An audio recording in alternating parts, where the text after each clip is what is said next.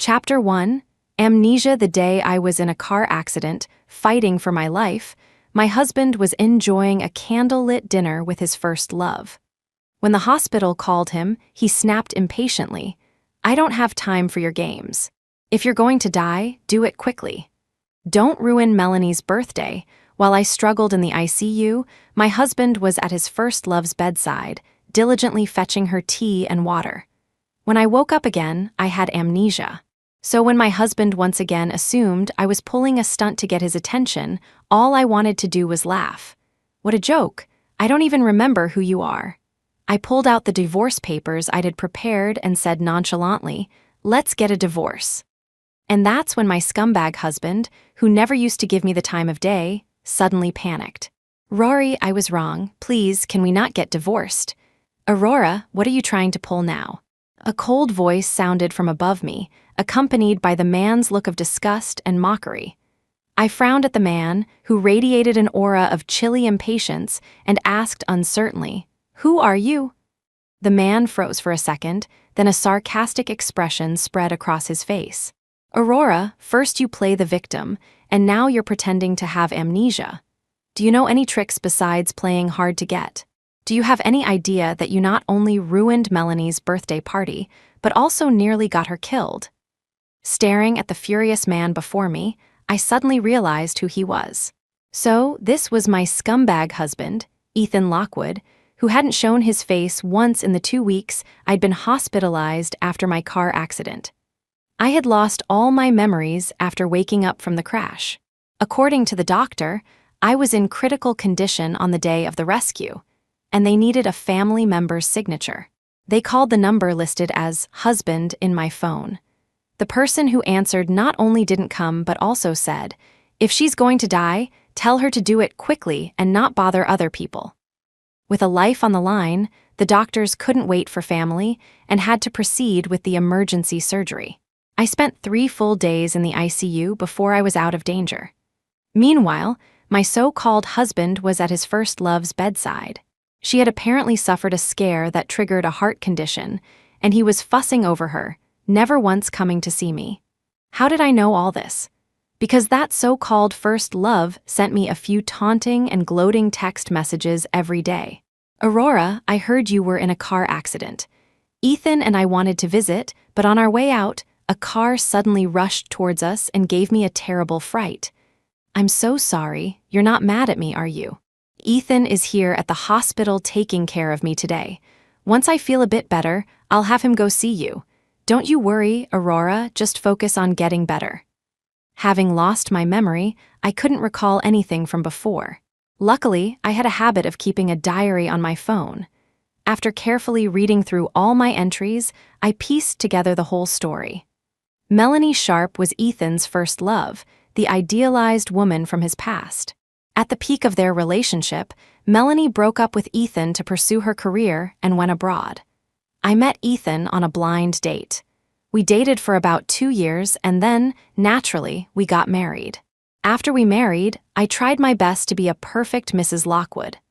I put Ethan's preferences first in everything, tried to win over his family, and hoped that in return, he would love me more. However, our relationship was never viewed favorably by anyone in his social circle. They all believed Ethan would never forget Melanie, and that I was just a temporary substitute. Only I was naive enough to think that if I just tried hard enough, Ethan would eventually fall in love with me. But when Melanie returned, the already lukewarm relationship between Ethan and me instantly turned ice cold. He started coming home late more often, and her return made me anxious and insecure. In a desperate attempt to win back his heart, I resorted to a lot of attention-seeking behaviors. The result, predictably, was Ethan's growing distance and disgust. His circle, which had never supported us, was now practically cheering for him to divorce me and marry Melanie. If Melanie accidentally slipped, they said I pushed her. If Melanie dropped her glass, they said I did it on purpose. If Melanie complained of heart trouble, they said I had upset her. This time, I found out Ethan was throwing a birthday party for Melanie. In a fit of anger, I drove off to confront him, but I got into a car accident on the way. After sorting through these memories, I felt a complex mix of speechlessness and dismay. I couldn't believe that my pre-amnesia self was the kind of love-obsessed person I despise the most. I can't imagine how I became that person, losing myself over a man. Was it worth it? As I was lost in thought, Ethan suddenly grabbed my wrist and forcefully pulled me out of bed. "Aurora, you're coming with me to apologize to Melanie right now." I raised an eyebrow, snapping back to the present. "Apologize? I did nothing wrong. Why should I apologize to her?" Ethan's face was cold. "You know she has a heart condition, yet you deliberately sent her texts to upset her. What were you thinking?" "Texts? Oh, I remember now. I had been receiving a barrage of provocative texts from Melanie for days. I got so fed up that I finally replied with one sentence. 'You're nothing but a homewrecker hiding in the shadows.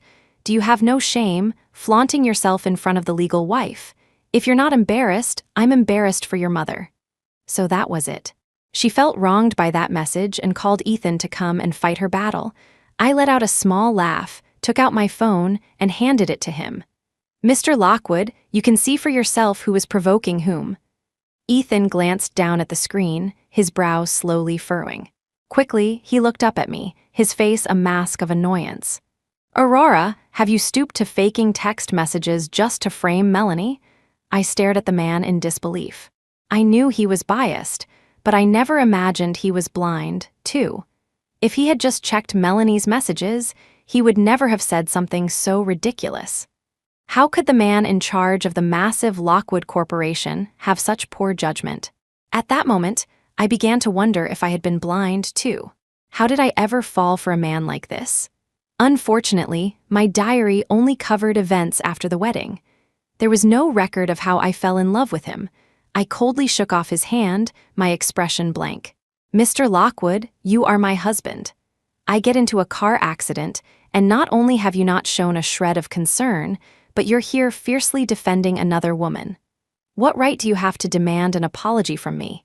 Furthermore, given your suspected infidelity during our marriage, I am formally filing for divorce." Ethan's brow twitched, and his tone grew impatient. "Aurora, I can't stand women who resort to drama and threats. Trying to manipulate me like this will only make me despise you more." I couldn't help but roll my eyes. "If you despise me so much, then let's get a divorce. What's the point of saying you hate me while you're cheating on me? Is it fun?" Ethan's gaze turned mocking. "A divorce?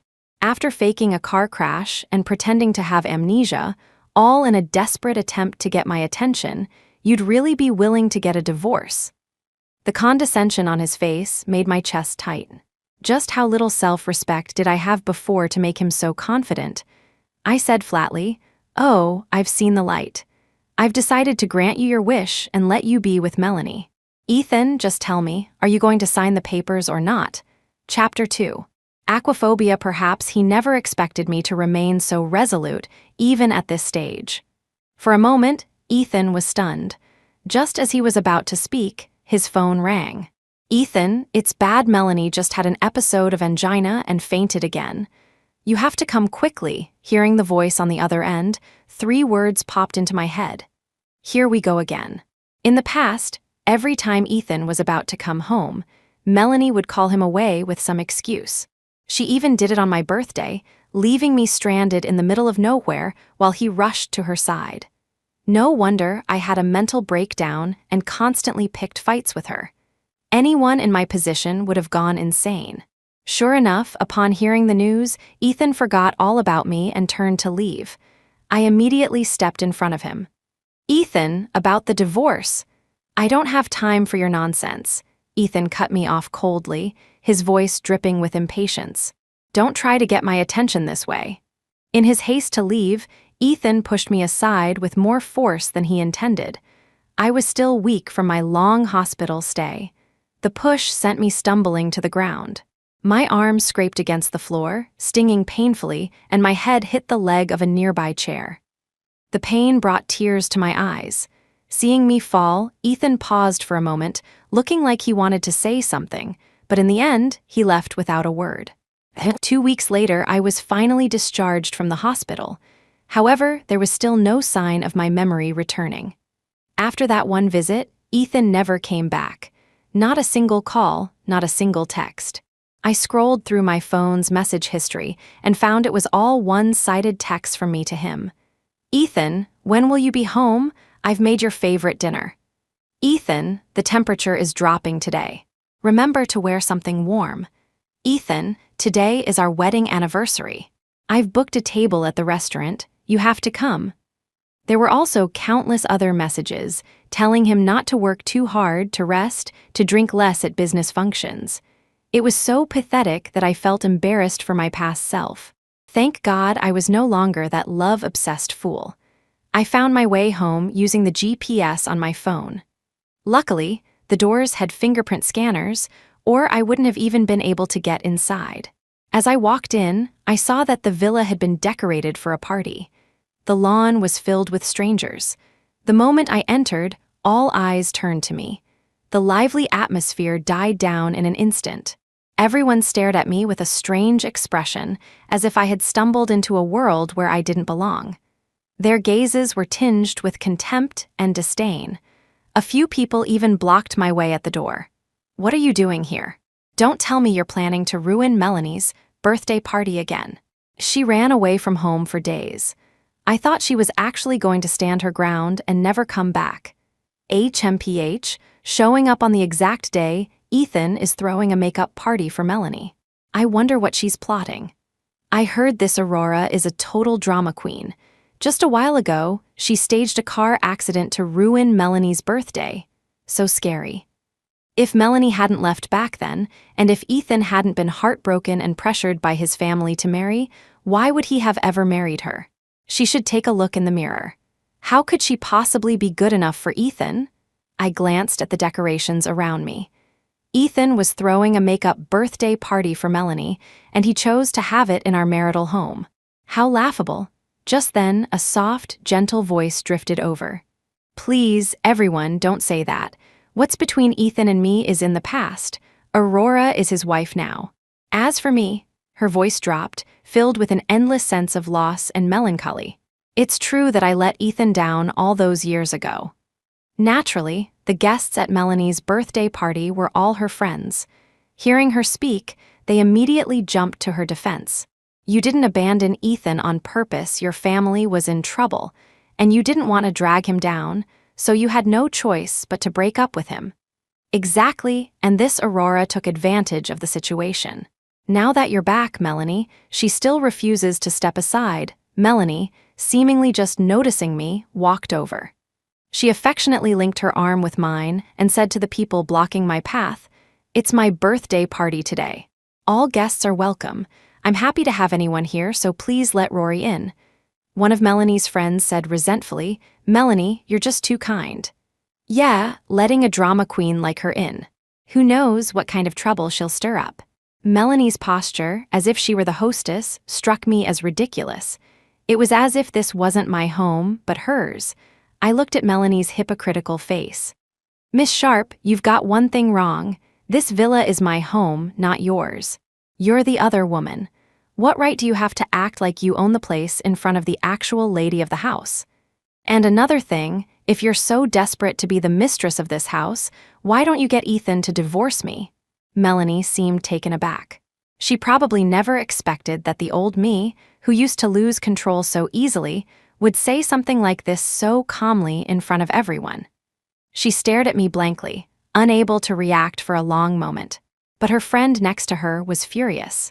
She pointed a finger at my nose and yelled, "What kind of lady of the house are you? It's just a title everyone knows, you're just Ethan's little doormat. He doesn't love you at all." I glanced coolly at the person speaking. A title, a doormat, whatever. Right now, my identity is Ethan Lockwood's wife. And if I tell you all to get out of here, you have to get out. Say one more insulting word to me, and I'll call the police and have them escort you out. Do you want to test me? Everyone stared at me, stunned, as if looking at a monster they'd never seen before. Suddenly, Melanie's eyes reddened, and she choked out, "Rory, I know you hate me, but please don't take it out on my friends. They're innocent. If you don't want to see me, I'll leave." With that, she lowered her head, wiped away a tear, and started to walk away. Just then, a tall, slender figure suddenly stepped in front of her.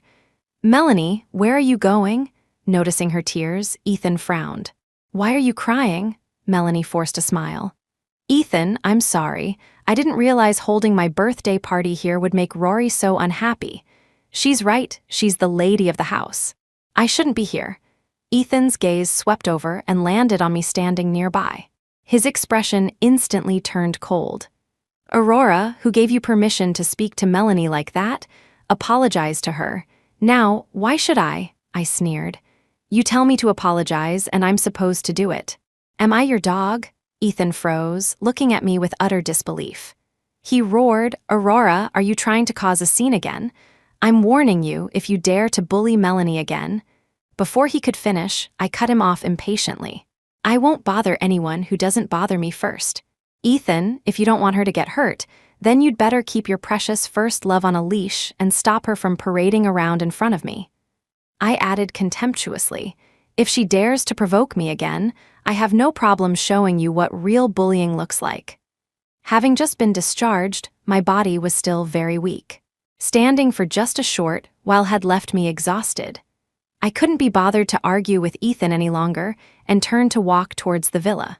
I crossed the garden in front of the house, and just as I passed the swimming pool, Melanie suddenly caught up to me. She looked at me with a strange smile, her eyes filled with unconcealed provocation and arrogance. "Aurora, believe it or not, no matter what I do, Ethan will never blame me." She stared at me and said, word by word, including letting you die. The moment she finished speaking, Melanie shoved me into the adjacent swimming pool. It was already early winter, and the pool water was bone-chillingly cold. But what truly terrified me was, I couldn't swim. Melanie's panicked voice came from the poolside. "Rory, it's so cold, why did you suddenly jump into the pool for a swim?" The loud splash attracted the attention of many people. Even Ethan was startled. Seeing me in the water, Ethan frowned. "Melanie, what's going on?" Melanie immediately put on a pitiful, helpless expression. "Ethan, I was just apologizing to Rory, and then she suddenly jumped into the pool." Hearing this, Ethan shot me a look of pure disgust. "Aurora, what kind of stunt are you pulling now?" The icy water rushed into my mouth and nose from all directions. The suffocating feeling of drowning felt like the hand of death itself, trying to drag me down into the abyss. An unprecedented wave of panic and despair made me instinctively reach out to the tall figure on the edge of the pool for help. "Ethan, save me!" I barely got the words out before my mouth and nose filled with more water. A faint, triumphant smile played on Melanie's lips. She feigned confusion. "Ethan, why isn't Aurora getting out? Is she waiting for you to go in and save her?"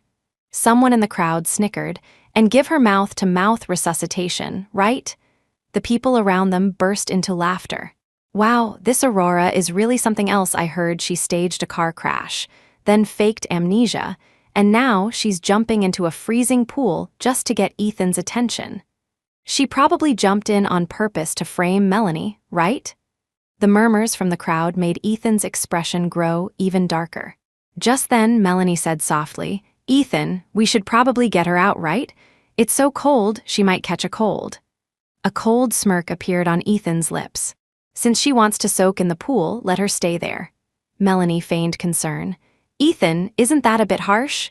Ethan's eyes were cold. "If she doesn't learn her lesson, she'll never know where she went wrong." With her husband's permission, the crowd stood by the poolside, watching with amusement as I thrashed in the water. No one made a move to jump in and save me. Someone even took out their phone to livestream my humiliating struggle. After swallowing too much water, my consciousness began to fade. I soon lost the strength to struggle, and my hands, once reaching for help, fell limply to my sides as I slowly sank to the bottom of the pool. The laughter from the onlookers on the shore died down abruptly. Someone whispered cautiously, "Could it be that Aurora really can't swim? If she can't swim, could she drown?" At that moment, Ethan seemed to realize something was wrong. Just as he was about to step forward, Melanie grabbed his arm. She lowered her voice. "Ethan, Rory pulls these stunts all the time. You can't give in to her this time." Ethan stopped. Just then, a handsome young man walked over. "What's going on? Why is everyone gathered here?"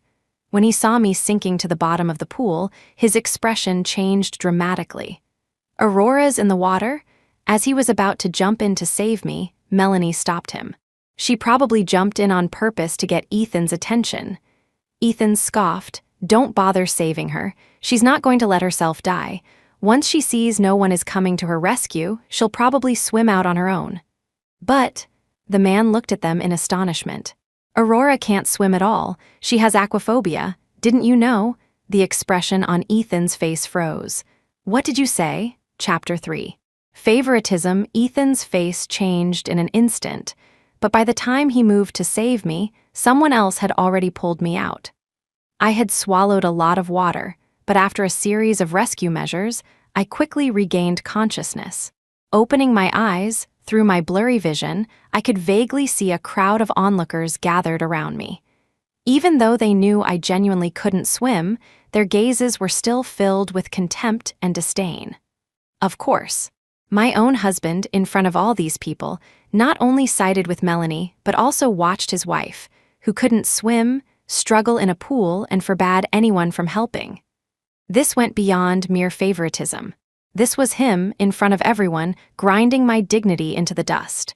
The reason these people mocked and bullied me was entirely because of how Ethan treated me.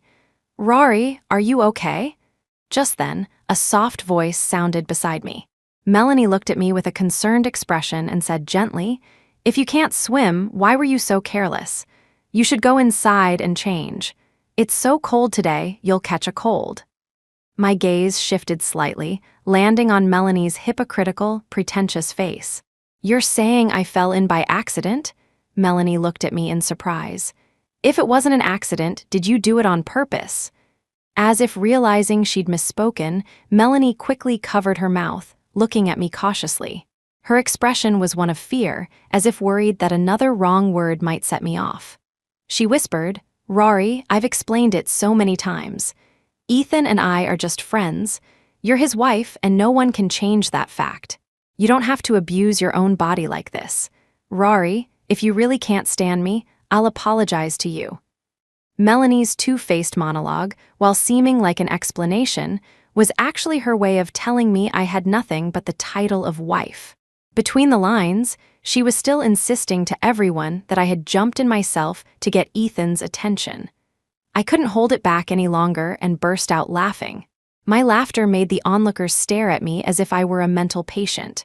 "That's enough, Aurora." Ethan pushed through the crowd and handed me a towel. "This has nothing to do with Melanie. Stop blaming everything on her." A cold wind blew, and I, soaked to the bone, couldn't help but shiver. I calmly lifted my head and looked directly at Ethan. "So, you also think I jumped in on purpose?" A flicker of something unreadable crossed Ethan's eyes before he said, "No, it was probably just an accident." "An accident?" A cold, sarcastic smile touched my lips. "If I told you that Melanie pushed me in, would you believe me?" Ethan's eyes darkened. "Aurora, stop being unreasonable. Go inside and change your clothes first." I shook my head slightly. "It seems you don't believe me." Not only did he not believe Melanie pushed me, but he still thought I had jumped in myself to get his attention. Although I had long given up hope for this so-called husband, I couldn't help but feel a chilling sense of suffocation. I tossed the towel he handed me aside as if it were trash. The next second, I slowly stood up. Ethan, thinking I had finally given in, relaxed his expression. But once on my feet, I grabbed a handful of Melanie's hair. Caught off guard, Melanie's face twisted in pain, losing all of its usual delicate beauty. I stared at her face and said coldly, "Do I give a damn if Ethan blames you? You wanted me dead, so now I'll make you die." With that, I kicked Melanie straight into the swimming pool. Splash, a huge splash erupted as Melanie tumbled gracelessly into the water. Chapter 4. Save Me. Ethan stared at me in disbelief, his eyes blazing with anger. "Aurora, have you lost your mind? How dare you push Melanie into the water?" I wiped the water from my face, raised my arm, and slapped Ethan hard across the cheek. Slap! The force of the blow turned his head to the side, his eyes wide with shock. I said, my face devoid of emotion. Ethan, I warned you. Keep your precious first love away from me. Since you can't keep your own dog on a leash and let her run around biting people, someone else will naturally teach her a lesson for you. I locked eyes with him and said, word for word, not everyone checks who the owner is before they hit a dog. Dead silence. Every sound vanished in an instant. The crowd stared at me, completely stunned. No one could have predicted that the once timid and meek doormat I had been would, in front of everyone, slap Ethan Lockwood across the face. As the crowd struggled to process what had happened, Melanie shrieked, "Ethan, save me." She thrashed wildly in the pool, reaching a hand out towards Ethan on the edge. "Ethan, save me. Please, help me, I can't swim." Ethan snapped back to reality. Forgetting the humiliation of my slap, he dove into the pool and swam towards Melanie. I gave them both an emotionless glance before turning to leave. By now, the people around me were treating me like a madwoman. As I walked towards them, they instinctively took a few steps back, parting to create a path for me. Just as I stepped out of the villa, my legs gave out and I fainted. When I opened my eyes again, my body was alternating between hot and cold, and my throat was so dry it felt like it was on fire. Just then, a glass of water was held out to me. I instinctively took it and drank greedily. As soon as I finished one glass, another was offered. After 3 full glasses, I finally quenched my thirst and managed a word of thanks. "Thank you." When I saw the face of the person in front of me, I froze for a few seconds before saying, "It's you." The handsome, roguish-looking man before me was the one who had pulled me from the pool. If it weren't for him, I might have drowned in front of that whole crowd. At that thought, I quickly said, "I'm so sorry, I forgot to thank you that day. Sir, what's your name?" The man looked at me with a strange expression. "Aurora, you don't remember me." I studied his face carefully, but found no flicker of recognition in my mind. I shook my head gently. "I'm sorry, I was in a car accident a while ago and forgot everything." The man was surprised at first, then a look of understanding dawned on his face. "No wonder you've changed so much, so you have amnesia." He chuckled softly. "Let me reintroduce myself. My name is Jasper Thorne." Seeing that Jasper seemed to know me well, I asked, "Are you my friend?" "We were friends before, but now. I guess you could call us familiar strangers." "What do you mean?" I asked, confused. Jasper leaned back lazily. "We were childhood friends, grew up together, then you married Ethan. One time, we were having dinner together and he saw us. He forbade you from having any contact with male friends, so we cut ties." I found it hard to believe. "Really?" Jasper scoffed. "For Ethan, you locked yourself away. You quit your job to be a full-time housewife, his perfect little woman, kissing up to his parents. In the end, you lost even your most basic social life." I opened my mouth, instinctively wanting to defend myself. But then I remembered the pathetic words in my diary and the groveling tone of my texts, and I couldn't say a word. After a long silence, I said in a hoarse voice, "I'm sorry." Jasper replied, "The person you should be sorry to isn't me.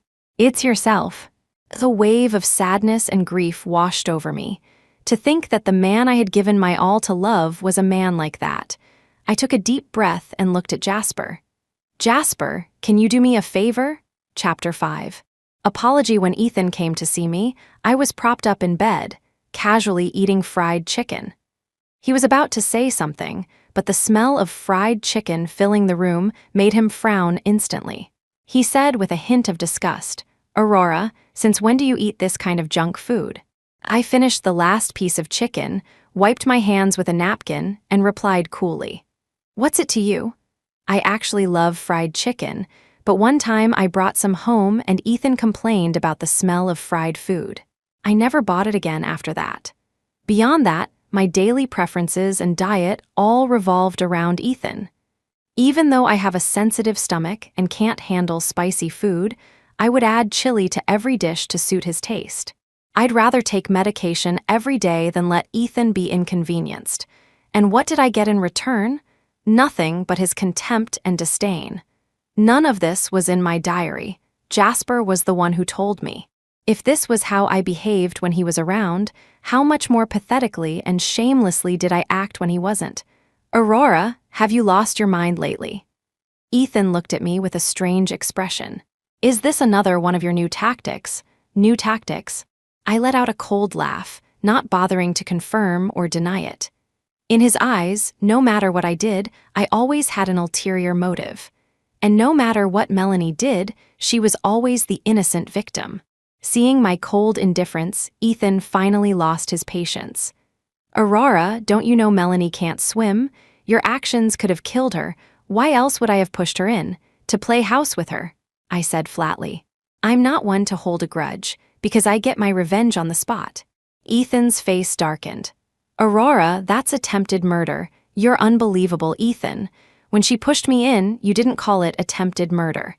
But when I do the exact same thing back to her, you suddenly care? I couldn't help but clap softly. Mr. Lockwood's devotion is truly touching, enough to bring a tear to any outsider's eye. What a shame that it's for a pair of disgraceful cheaters. Ethan frowned. Aurora, can you please not be so crude? I've told you so many times, my relationship with Melanie isn't what you think. Stop. I cut him off impatiently, my voice dripping with sarcasm. You two are so innocent, and you don't want to be labeled as cheating dogs, so you've never brought up divorce. Are you just waiting for me to die so you can maintain your good reputation? Yes, Ethan had never once suggested a divorce. I knew from my diary that even while showering Melanie with such unique affection, he had never mentioned divorcing me. That's why I always held on to a sliver of hope. I thought that if Ethan didn't mention divorce, maybe it meant there was still a place for me in his heart. Every time I doubted myself, on the verge of giving up, I would use that to brainwash myself. How pathetic. How utterly laughable. Ethan's face was grim. Aurora, what are you talking about? I met his gaze. Ethan, you watched me fall into the pool. Not only did you not save me, but you stopped others from saving me. Isn't that proof you wanted to see me die? Realizing he was in the wrong, Ethan's expression stiffened. After a moment, he finally said, I didn't know you couldn't swim. I laughed softly. You're wrong, Ethan. It's not that I can't swim, I'm aquaphobic. Aquaphobia and not being able to swim are two completely different things. He came here to grill me for pushing Melanie into the pool, but he hadn't said a single word about me, someone with a fear of water, falling into that same pool. The double standard was glaringly obvious. Ethan's lips moved, and he finally managed to utter one sentence. I'm sorry. I never expected that this man, whose conscience had been eaten by a eaten by Melanie, would actually apologize to me. I stared at him in genuine surprise. My gaze seemed to make him uncomfortable. He avoided my eyes and said in a low voice, The reason I came to see you today was to ask you to apologize to Melanie for pushing her into the water. Chapter 6. The truth, I instantly retracted my previous thought. So his combination of hard and soft tactics was all just to get me to apologize to Melanie? I smiled and said 3 words, in your dreams. Ethan was furious. Aurora, everyone there saw you push Melanie. If she decides to press charges, you could be facing criminal liability. Now, Melanie is willing to let it go for my sake, and all she wants is an apology. This is the best possible outcome. I cut him off coldly. So, what about the fact that she pushed me into the water? How should that be resolved? Melanie said she didn't push you, that you fell in by accident. I finished his sentence with a half smile. Oh, that I fell in by accident, trying to get your attention. Is that what Melanie said? Ethan didn't speak, which was a clear admission. Knock, knock, knock. Just then, a knock on the door interrupted them, and Jasper Thorne walked in. The moment he saw Jasper, Ethan's expression darkened, his face turning extremely grim. Aurora, didn't you say you would never contact Jasper Thorne again? I ignored him and looked at Jasper. Did you find what I asked for? Jasper smiled slightly. I found everything. He handed a tablet to Ethan. Mr. Lockwood, this is the surveillance footage from beside your pool. Take a look, you might find some interesting things. Ethan clearly despised Jasper, his eyes filled with obvious disgust. Jasper didn't seem to care, a casual smile still playing on his lips. Taking the tablet from Jasper, Ethan looked at the screen. It was a surveillance video, starting from the exact moment I had walked into my home. The villa's security cameras were advanced, not only capturing facial expressions with perfect clarity, but also recording the surrounding sounds just as clearly. When Ethan saw the hostile attitude and rude words of Melanie's friends towards me, his handsome face turned cold, his expression clearly displeased. Next came the scene of Melanie, wiping away tears and pretending to leave just as Ethan arrived. Then it showed me, tired of their drama, walking away alone to the edge of the pool, only to be followed by Melanie. The trees by the pool were dense, obscuring the nearby cameras, making them hard to spot. Melanie had probably checked her surroundings and, assuming there were no cameras, dared to be so provocative.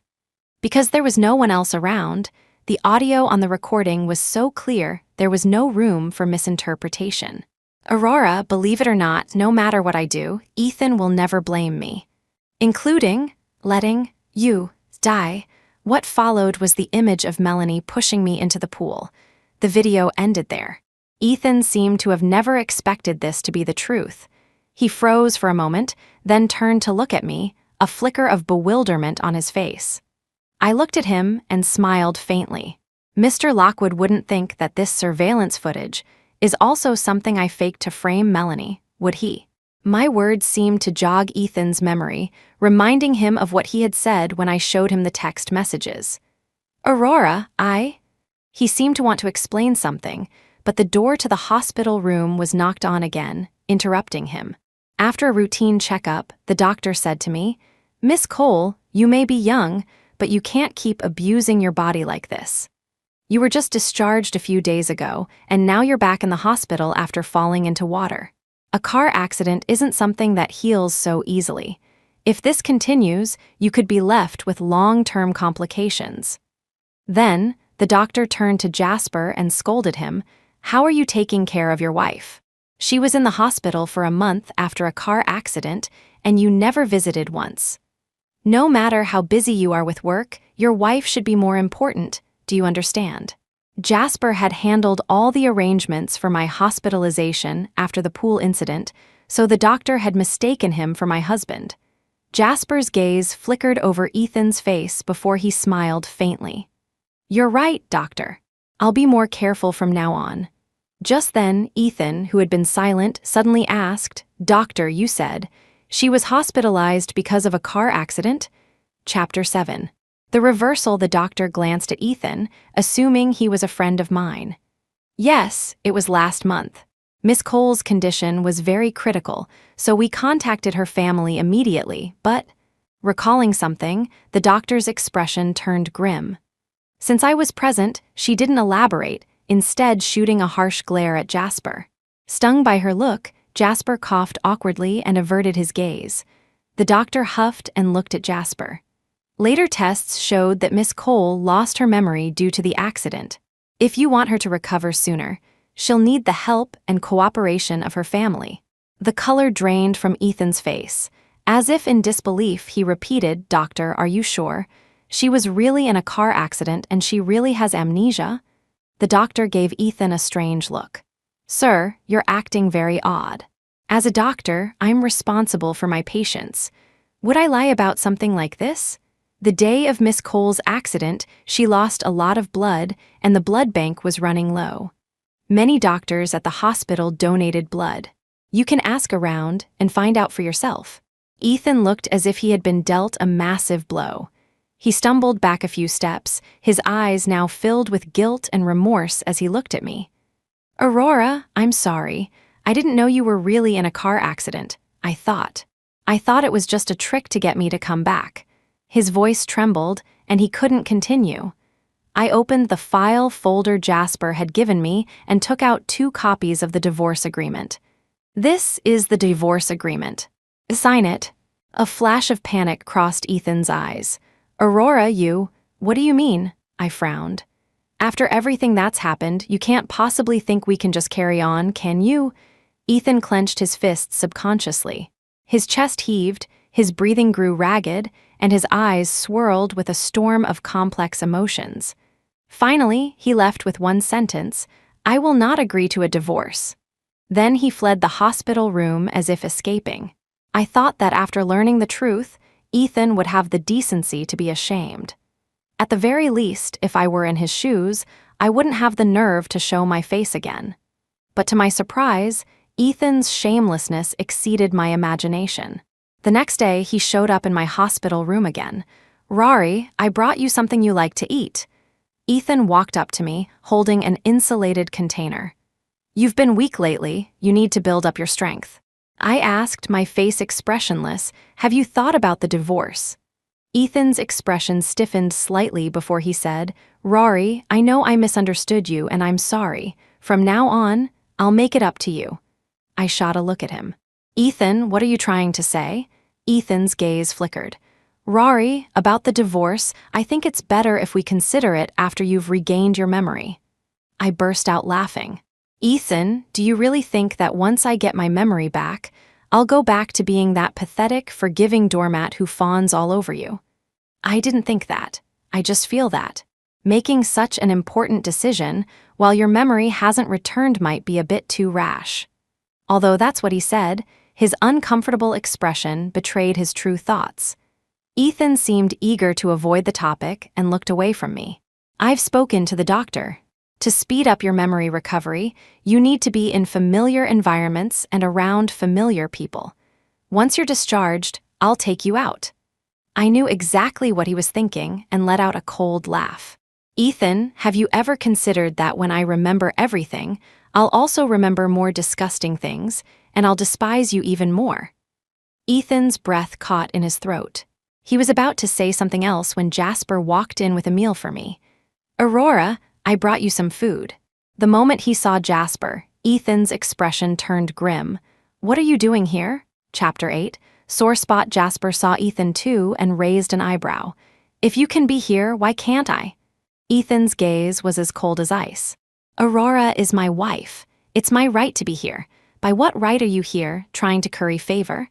"Oh, so you do remember Aurora is your wife?" Jasper said with a roguish smirk. "While your wife was in a car accident, you were celebrating another woman's birthday. When they called you to come sign the papers, you complained that she was ruining your time with another woman." Jasper scoffed mockingly. "Aurora was in the hospital for a month, and you never visited her once. The one time you did show up, it was to interrogate her. Even the doctor didn't realize you were her husband. What right do you have to be so arrogant here?" Jasper's words were like a sharp knife, hitting Ethan right where it hurt.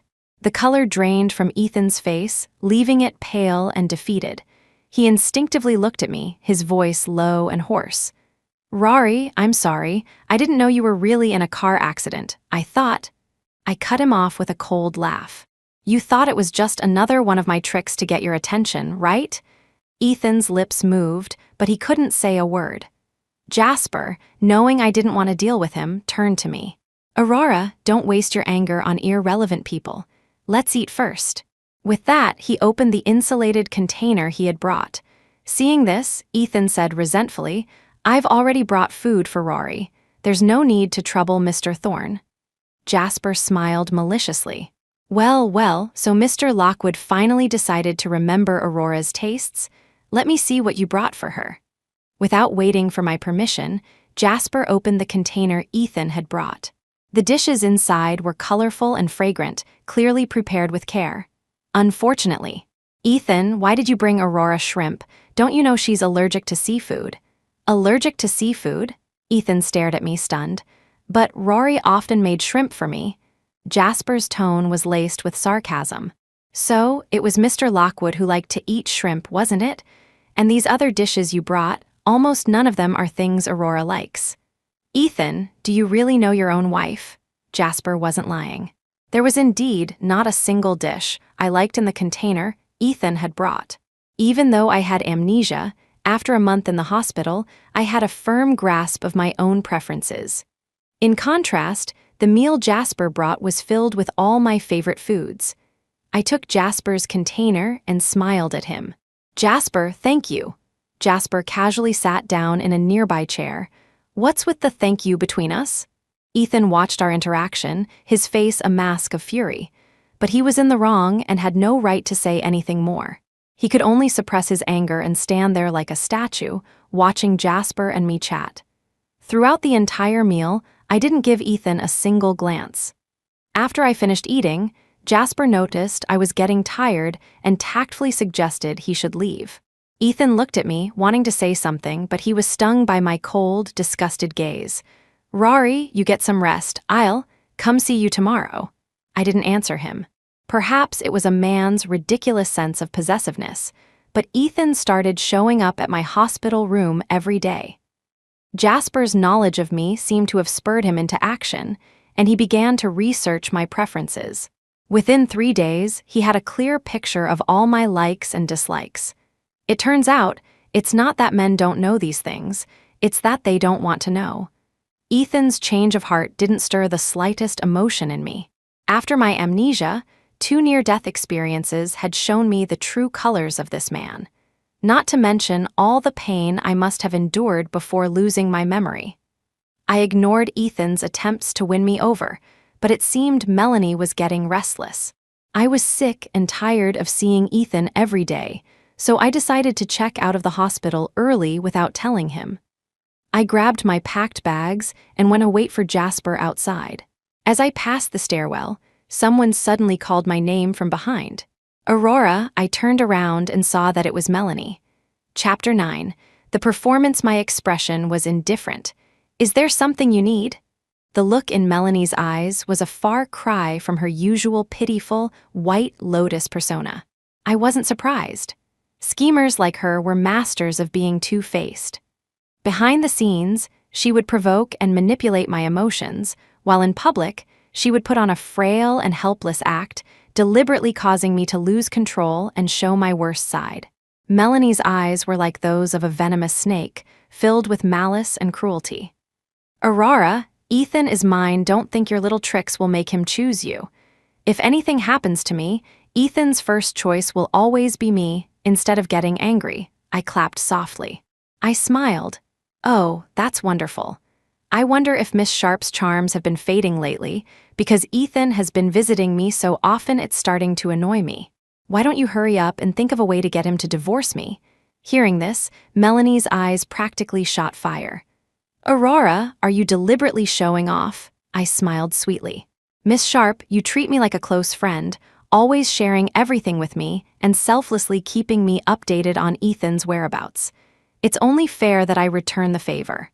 "Aurora, you—" Melanie was furious and about to say more, but her expression suddenly shifted.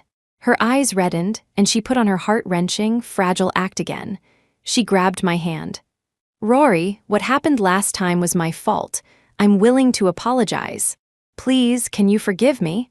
I didn't need to turn around to know who had arrived. Since you love acting so much, let me help you out." I glanced at the staircase behind me and smiled silently. Miss Sharp went to great lengths to choose this spot. The least I can do is play along. Melanie seemed surprised that I had seen through her plan and froze for a moment. I leaned in close to her ear and said coldly, "That car accident I was in, you arranged it, didn't you?" Melanie's eyes widened in disbelief. "You? How did you know? If you don't want anyone to know, don't do it."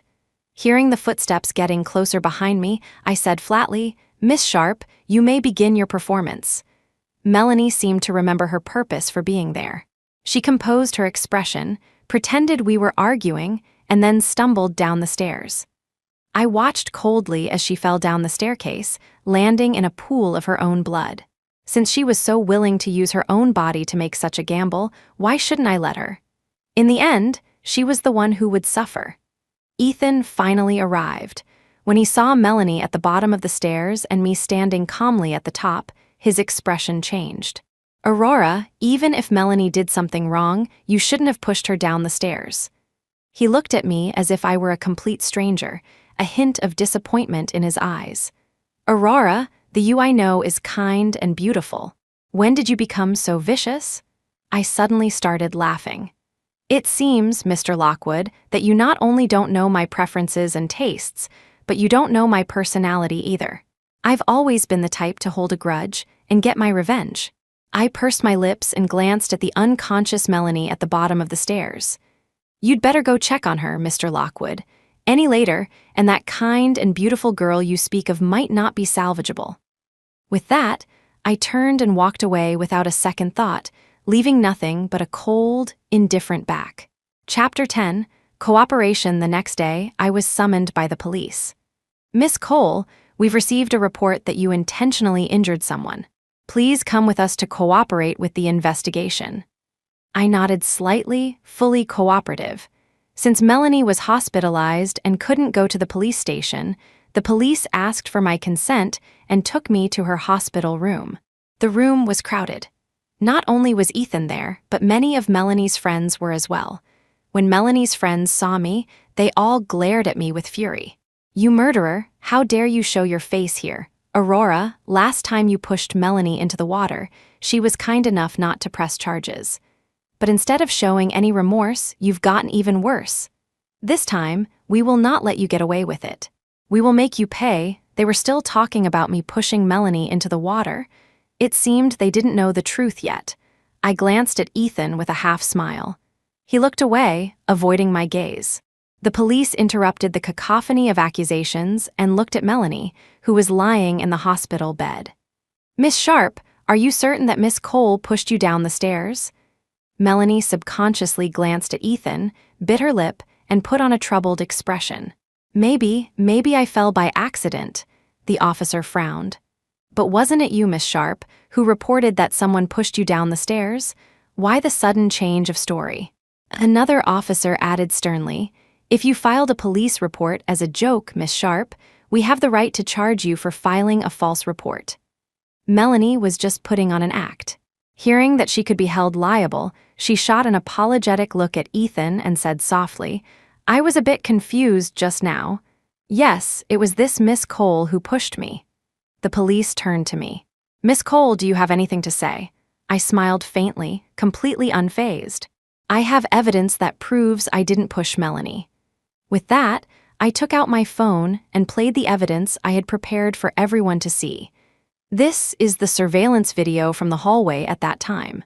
The video clearly shows that Miss Sharp fell on her own. I did not push her. The color drained from Melanie's face. No, that's impossible, the camera there was clearly. She couldn't finish her sentence. I finished it for her. Your body was clearly blocking that camera, so it couldn't have captured anything. But what you didn't know was... I paused, looking at her with amusement. The camera upstairs captured the entire scene from a different angle. What a joke. Did she really think I would let her frame me without having a foolproof plan? After sending the evidence to the police, I asked, this evidence is enough to prove these accusations are false. Can I go now? The police had seen their fair share of criminals and two-faced women like Melanie. They looked at her with a hint of disgust. Hearing my question, an officer nodded and smiled. Thank you for your cooperation, Miss Cole. We apologize for the trouble. I replied politely, it's no trouble. Cooperating with an investigation is every citizen's duty.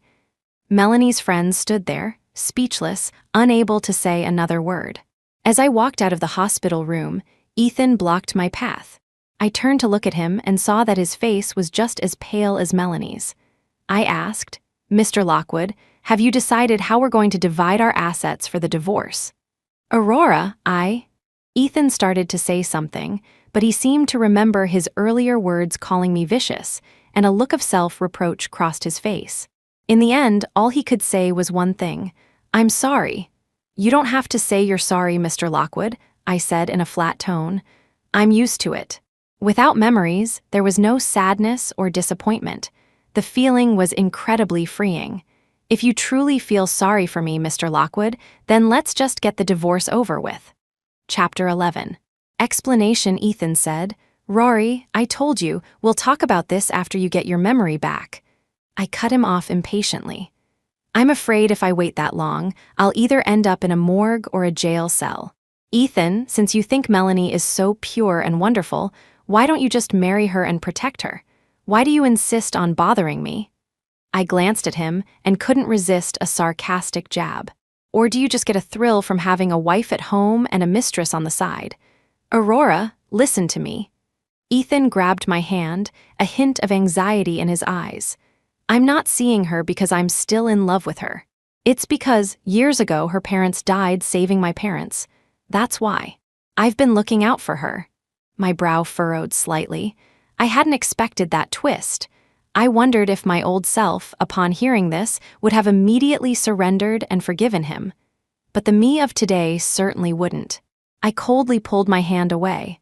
What does that have to do with me? Ethan froze, staring at me, clearly struggling to process my reaction. I looked him straight in the eye. Whatever your family, including you, Ethan Lockwood, owes Melanie, what does that have to do with me? I don't owe her anything. Why should I be the one to sacrifice? Ethan instinctively replied, "But you're my wife." I laughed mockingly. I'm your wife, but have you ever treated me like one? When I was in a car accident, you were at another woman's bedside, fussing over her. When I was drowning, you not only didn't save me, but you stopped others from saving me. When I was pushed into the water, you took another woman's side. Even when she threw herself down the stairs, you assumed I pushed her. Ethan, take a good look. Who's really your wife here, me or Melanie? Ethan's lips moved, but he couldn't form a single word. I looked at him, my voice devoid of emotion. Let's get a divorce. There's absolutely no way for us to continue. No, I won't agree to a divorce. Ethan snapped back to reality and suddenly pulled me into a hug, his emotions spiraling out of control. Rory, everything you said, I finally understand it now. From now on, I won't let you suffer any more grievances. It's too late. I remained completely unmoved. You understand far too late, Ethan. Seeing my resolve, Ethan's usually calm and composed face lost its composure. He didn't know how to make me stay, so he leaned down and tried to kiss me forcefully. I instinctively tried to push him away, but his arms were like iron clamps, holding me tightly, making it impossible to move. His warm breath on my face made my body tremble. His touch awakened a distant and unfamiliar memory. Ethan, in a romantic restaurant, presenting me with a bouquet of roses and then kissing me. The look in his eyes was as gentle as water, filled with a deep, unwavering affection. It was nothing like what people said, that he had only married me because his family was pressuring him. His expression back then, he was clearly in love with me. The shock of the memory sent a sharp pain through my brain and my vision blurred. I instinctively clutched my head. Seeing my distress, Ethan's expression changed. Rory, what's wrong? Are you feeling unwell? I opened my mouth to speak, but before I could, I passed out. Chapter 12. Memory. I had a very long dream. I dreamed of how Ethan and I met, how we got together, and even how we got married. We were at the same coffee shop for a blind date. I had mistaken my date and sat down across from Ethan. After introducing myself, I noticed the man across from me was giving me a strange look. I didn't mind. This blind date was very handsome, a real catch. So, we exchanged contact information, and I left. Later, I found out I had gotten the wrong person, and that's how we met. He was also being pressured by his family to get married, so we were in the same boat. We would both encounter our fair share of bizarre blind dates and share the stories with each other. Over time, we grew close, like friends, meeting up occasionally for a meal. Eventually, we developed feelings for each other. On Valentine's Day, he skipped the confession and went straight to proposing. I said yes. 3 months later, we were married. The beginning of our marriage was indeed a sweet time. But with Melanie's appearance, conflicts began to arise between us. Melanie was a third party in our marriage for over 3 years, and with the passage of time, the love between Ethan and me became unrecognizable. When I first met Melanie, she fooled me completely with her innocent and pitiful act. She used her status as Ethan's friend to frequently tell me about other women who were supposedly throwing themselves at him, and she would often send me his location. Naturally, I couldn't sit back and do nothing, so I would rush to the scene and cause a commotion. But it turned out that the ill-intentioned women she spoke of were actually Ethan's business partners. Melanie would brush it off with a simple, "I must have been mistaken," leaving me to look like a classless woman who had embarrassed Ethan. Later, when she realized she could no longer deceive me, she started causing trouble herself, getting into accidents at all hours of the night to call Ethan away. It was then that I learned they weren't just friends, they were first loves. Melanie would even say with false sincerity, "I was the one who told Ethan not to say anything because I was afraid you'd misunderstand. If you're going to be angry with me." Feeling betrayed and remembering all of Melanie's behind-the-scenes manipulations, I slapped her hard across the face.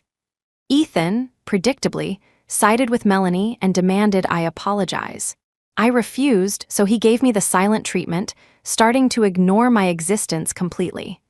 Rumors about Ethan and Melanie started to spread, and eventually, I caved under the pressure and apologized. But that wasn't the end. It was just the beginning of my unhappy marriage. When I woke up, I saw a tall figure standing by my bed. Seeing my eyes open, he stepped forward with concern. "Rory, are you okay? Are you feeling uncomfortable anywhere?" My vision gradually cleared. I looked at the familiar yet strange face of the man before me and suddenly said, "I remember everything." Ethan was stunned for a moment, then his face lit up with joy. "Rory, you finally remember everything." Before he could finish, I cut him off coldly. "When are we going to the courthouse to file for divorce?" Ethan was at a loss. "Rory, you remember and you still want a divorce." A chilling smile touched my lips. "Ethan, you truly disgust me." Ethan looked as if he had been struck a heavy blow, stumbling back a few steps. A sense of vindictive pleasure welled up inside me. I looked at him. "You know, Ethan, the time I spent with amnesia was the happiest I've been in years. I no longer had to compromise myself, no longer had to cling to illusions about our relationship, and no longer had to be trapped by the past. With every instance you chose to side with Melanie and hurt me, our love slowly withered away. As for why I didn't choose to divorce you back then, it was because of my own resentment and the sunk cost of all the time I had invested. It had become a demon in my mind." Chapter 13. Letting go now, I've finally seen things clearly and I've decided to let go. I smiled faintly. "Ethan, I don't love you anymore. Let's set each other free." Ethan couldn't accept it. "No, that's not true, Rory. You love me. You clearly said you would only love me for the rest of your life." My expression was flat. "You also said you would only be good to me for the rest of your life, but what did you do?" The light in Ethan's eyes flickered and died like a snuffed-out candle. He who is favored is fearless. I knew he had been so careless with my heart because he was certain that no matter what he did, I would never leave him. Seeing my resolve and unable to persuade me, Ethan could only flee in despair. An hour later, Melanie burst into my hospital room. She stared at me with a venomous, crazed look, screaming, "Aurora, what did you say to Ethan? Why is he not only ignoring me, but also telling me to never appear in front of him again?" I said calmly, "Maybe he finally saw your true colors and doesn't want anything to do with you anymore." "Impossible. My parents saved his parents. He feels indebted to me. He would never abandon me." Melanie pointed at me. "It must be you. You bitch, you must have said something to make him ignore me." I smiled faintly. "I've said so much to Ethan in the past, and he never listened. Now that he's suddenly ignoring you, why don't you look for the reason within yourself instead of blaming me for everything? If my words were really that powerful, would you even have had the chance to cause so much trouble?" Melanie was speechless. After a moment, she gnashed her teeth, her expression a mix of tears and rage. "It must be your doing otherwise. Ethan would never have announced to the public that we're just ordinary friends and that he only took care of me because of our parents. He also said he only acknowledges one wife, and that's you. He said he never thought of divorcing you to be with me, and he was never still in love with me. He even..." Melanie glared at me fiercely. "He's going to sue me for pushing you into the water and for framing you for my fall down the stairs. Aurora, you must be so proud of yourself now, right? You've made me a laughingstock in front of everyone, and now I have to face jail time." Hearing Melanie's words, I was quite surprised. While I felt a sense of satisfaction, I felt no gratitude towards Ethan for his actions. Affection that comes too late is worth less than dirt. A cold, sinister light flashed in Melanie's eyes. Aurora, if I can't have him, neither can you. She suddenly pulled out a knife and lunged at me. Go to hell, I reacted quickly, grabbing Melanie's wrist. In the struggle, the knife cut her hand. Just then, the door to the hospital room was pushed open. When Ethan saw the scene, his face changed dramatically. Seeing him, Melanie instinctively let go of the knife and reverted to her weak, victim-like persona. Wiping away tears, she said, "Ethan, I know what I did last time was wrong, so I came to apologize to Rory, but she actually tried to attack me with a knife. It was Melanie's usual cheap trick, but it had always worked on Ethan. This time, however, he wasn't buying it. Who told you to come here and bother Aurora?" He looked at Melanie with icy eyes. "Let's not even talk about whether she attacked you. Even if she did want to hurt you, you would have deserved it." The color drained from Melanie's face, leaving it as white as paper. She seemed to want to say something more. "Ethan?" Ethan didn't even glance at her, uttering a single, cold word. Scram! Chapter 14, the end. Melanie scurried away in disgrace. Ethan walked over. "Rory, are you okay? Did Melanie hurt you?" I looked at him with a strange expression. "Why didn't you believe Melanie this time?" Ethan looked at me deeply. "Rory, from now on, I won't believe anyone but you." My expression remained flat, showing little reaction. Ethan didn't get angry. He simply sat down beside me, quietly keeping me company. Before long, there was a soft knock on the door. I thought it was Jasper. When I saw who it was, I froze for a few seconds, then said with disgust, "What are you all doing here? Are you here to get justice for Melanie?" It was all of Melanie's friends, the same ones who had slandered and mocked me relentlessly. To my surprise, instead of defending Melanie, they all bowed deeply in unison, a full 90-degree angle. "Aurora, we're so sorry. We were blind before and said so many awful things. Please, be the bigger person and don't hold it against us." I never expected these arrogant people to suddenly apologize to me. Seeing that I wasn't responding, some of them dropped to their knees with a thud, while others began to slap their own faces. For a moment, the room was filled with the sound of slaps and apologies. I realized what was happening and looked at Ethan. Ethan was also looking at me. When he saw me looking, he said in a low voice, "They all hurt you. You can punish them however you want." I let out a silent laugh. In the past, I had tried everything to change their attitude towards me, but nothing worked. It turned out that their respect for me depended entirely on Ethan's attitude towards me. Looking at them now, kneeling and begging for forgiveness, I just felt bored. "Forget it," I said. "I want to rest. Tell them to leave." Ethan waved his hand, and the group quickly left. He looked at me. "Rory, I will make everyone who ever bullied you pay.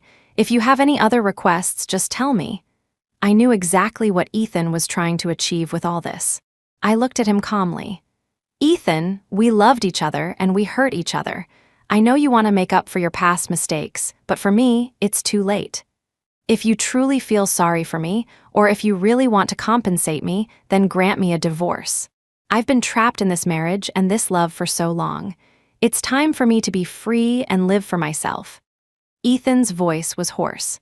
"Rory, do we really have to get a divorce? If we force ourselves to stay together, it will only make me constantly remember the pain and the terrible memories." I looked at him earnestly. "Ethan, let go. It might be better for both of us."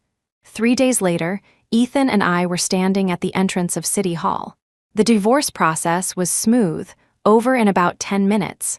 Walking out of the building, I felt an unprecedented sense of relief, as if a heavy burden had been lifted from my shoulders in an instant. Ethan looked at me. "Rory, how about we get one last meal together?" I smiled and shook my head. "No, thanks, I have plans." Just as I finished speaking, a flashy sports car pulled up beside me. Jasper Thorne got out and opened the passenger door. "Aurora, congratulations on escaping from hell and leaving the tomb of love. To celebrate your single status, I've booked out an entire restaurant. Come on, let's go feast." The moment he saw Jasper, Ethan's face darkened. He said coldly, "That won't be necessary. Rory has already agreed to have dinner with me." Jasper laughed mockingly. "Aurora just divorced you. Why would she have dinner with you? It's broad daylight, why are you daydreaming so early? You're the one daydreaming, Ethan shot back, not giving an inch. Don't think you have a chance just because Rory and I are divorced. I'm telling you, as long as I'm around, you won't get anywhere near her.